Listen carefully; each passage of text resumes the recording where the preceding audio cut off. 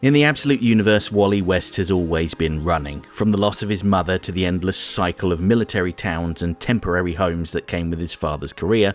Wally learned early on that nothing in life stays still for long.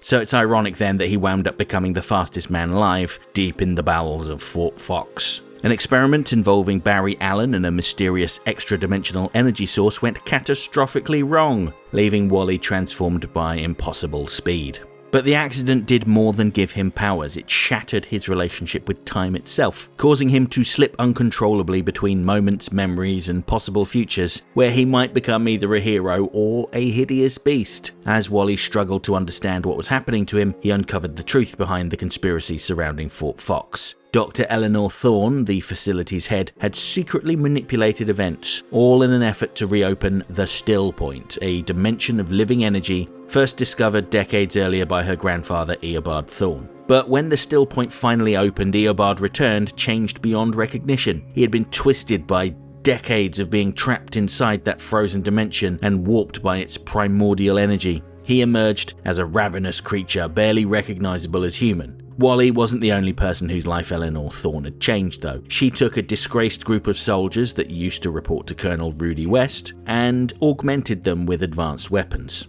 The problem was that these soldiers had been dishonorably discharged. There is a reason why they were called the Rogues, after all, and they were loyal only to themselves and Colonel West. When Thorne kidnapped Colonel West, the Rogues revolted and teamed up with Wally to attack Fort Fox. But even with their combined powers, they were no match for Eobard Thorne, who claimed to be a representative of this world's god, presumably Darkseid. In the chaos, Colonel West sacrificed himself to save his son and forced the creature back into the Still Point, trapping himself inside. So Wally saved the world but lost his father in the process, but this was not something that he would accept.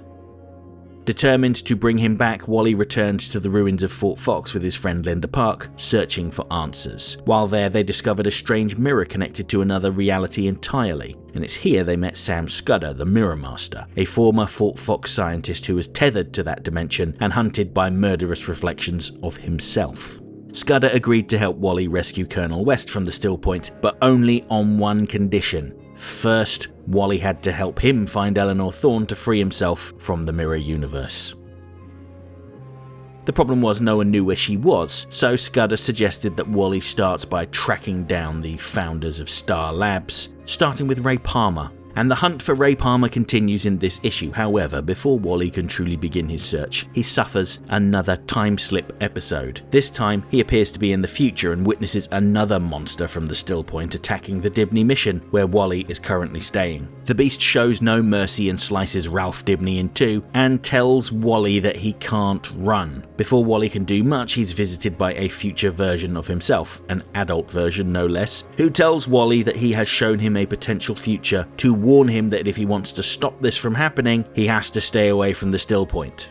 Wally refuses to listen to himself, though. He will stop at nothing to rescue his father. His future self explicitly tells him that it's too late for their father. He's already been taken below by Eobard Thorne, and you'll recall that in the Still Point, Barry Allen's ghost told Wally that Thorne had dived into a pit at the centre, and it was the energy down there that had transformed him into the beast. Is it too much of an assumption to make that this Black Flash, Death himself, is Rudy West? I guess we'll find out sooner or later. And with that, Wally's back in the present, standing around in his sleepwear, yelling into an empty street. Linda is right there with him and is obviously concerned about him, but when he tries to explain what happened, he stops short of telling her that he saw Ralph and the other mission residents, including her, getting slaughtered. Now, while Wally is at a loss as to where to even start in his hunt, Linda has been far more enterprising. Wally did what most people would do, a cursory Google search no doubt, but didn't find much. Linda is more well versed in internet sleuthing though, and has managed to track down details of who they're looking for. We already knew that Barry Allen and Sam Scudder partnered with Ray Palmer, but the fourth member of their group is Silas Stone. Now, if that name rings a bell, he's the father of Victor Stone, Cyborg in the mainline universe, and here he's one of the co-founders of S.T.A.R Labs. While they started out with noble intentions, experimenting with alternative energy sources, quantum physics, and AI, it seems like their egos got the better of them and the four went their separate ways. Allen went to lecture at the university before being recruited by Eleanor Thorne, Scudder had joined her, Ray Palmer went to Lazarus Corps, and Stone kept the S.T.A.R Labs name and tried to make a success of it. Linda notes that Ray Palmer is reported to have died in a lab accident at Lazarus, but given what we know about Lazarus from Absolute Superman, there's likely something else going on here. Ultimately, the main takeaway from Linda's research is that S.T.A.R Labs, or what remains of it, is in Detroit, and so she plots an optimal route for her and Wally to take. However, with Linda's potential death fresh in his mind after his time slip, Wally decides to go solo, much to Linda's frustration. Once there, he finds the place deserted, and it looks like it has been this way for a long time. There is one door locked behind a biometric palm scanner. Wally's palm isn't in the database, obviously, so of course it won't let him in. But fortunately for him, he can just vibrate at a high frequency and phase through it, which seems to be news to him. Once inside, he finds another empty lab. But this time he's greeted by a recording of Ray Palmer, who assumes that Stone was the one to bypass his lock. Palmer talks about how he tried to wait for Stone, but after everything he knows, he couldn't wait anymore and has to stop Alan and Scudder from accessing the still point. He notes that it is not what people think it is. It's far more dangerous. He also talks about a dark particle at the center of everything, likely the same particle that the Joker's scientist talked about in the Absolute Evil special, a malevolent particle marked with an Omega symbol that forces the universe to skew towards evil and malice. Palmer imaginatively calls this the dark particle, and I guess the name fits. But Palmer also says that while Alan, Scudder and Thorne think that the still point is some sort of metaphorical gold mine that they can gather resources from, he believes that it's far more sinister than that. Something is lurking beneath the surface, something that must never get out. And Wally looks over Palmer's notes to reveal that the still point has a literal pointed edge shaped like a lightning bolt. Looking at Palmer's notes, we can see some other keywords that stand out: gravitational pull or psyop. Gateway? Timeline? How many levels?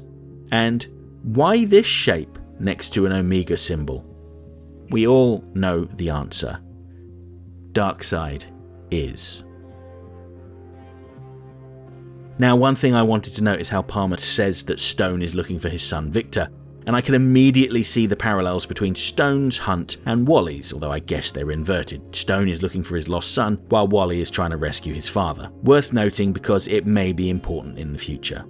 Now, before wrapping up this issue's coverage, let's talk about the rogues, who are lying low on Captain Cold's farm. While some of the group occupy themselves tending to crops, others tend to each other, I guess, given that there isn't much else to do out in the middle of nowhere, I suppose. It's interesting to see how Trickster and Golden Glider ended up embracing each other, given how hostile they had been towards each other in earlier issues.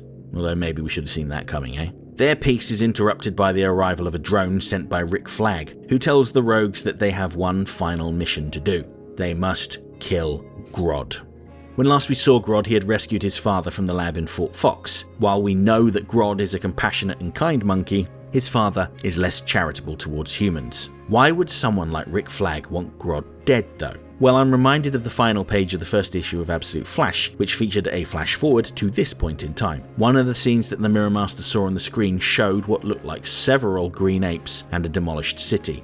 And I don't know about the rest of you, but I find it very hard to believe that the goodest of good boys, Little Grodd, would have anything to do with that. But his father? That's another story entirely. And it's at this point, 15 issues in, that it is now abundantly clear what this series is about. The other Absolute books provided very clear commentary on our real-world lives from the get-go. Absolute Batman is about the evils of political corruption. Absolute Superman is about environmental destruction at man's hands. And Absolute Green Lantern is a commentary on religion. If Absolute Flash has been about anything so far, it's the fear of what children inherit from their parents. Wally inherited instability, Eobard passed down obsession, and now Grodd may be about to inherit a war.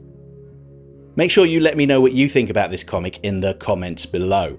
And if you have enjoyed the video, hit the like button, and don't forget to subscribe, because I know over 60% of my viewers are people that have not subscribed, so what's stopping you? I've done dozens of videos, I've got loads more coming. Subscribe and you'll never miss one.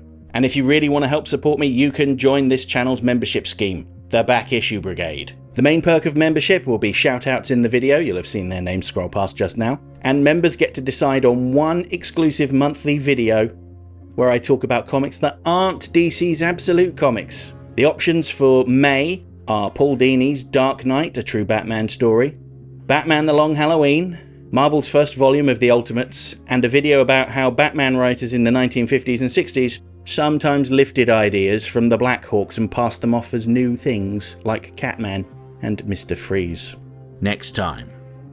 When I return next week, we'll be discussing Absolute Wonder Woman 20, where Diana chooses to make the ultimate sacrifice to end the conflict. That sounds pretty ominous, doesn't it? Hope to see you then.